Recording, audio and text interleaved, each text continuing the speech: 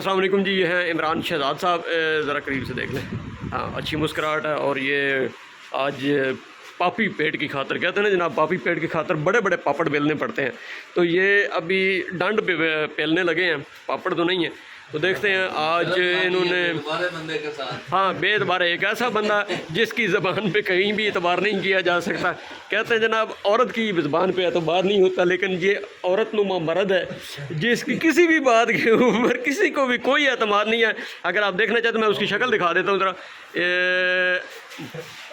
ये है जी, ठीक है जनाब। ये वो हस्ती हैं जिनकी किसी बात पे कोई एतबार नहीं है, लेकिन आज ये कह रहे हैं कि ये अपना रिकॉर्ड तोड़ देंगे।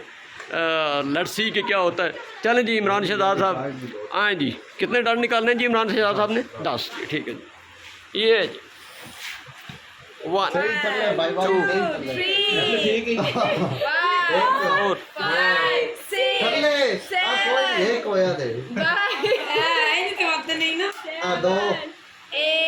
6 आप ना काउंट करें जी, इसको काउंट करने दें। 5 6 जल्दी टाइम नहीं गया।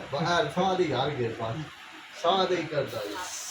7 8 बस साथ ही करता यार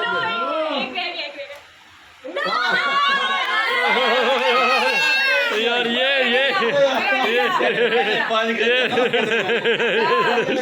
हाँ जी। अच्छा, अपना जी जी भाईजान, आप क्या समझते हैं? आप क्या समझते हैं जी?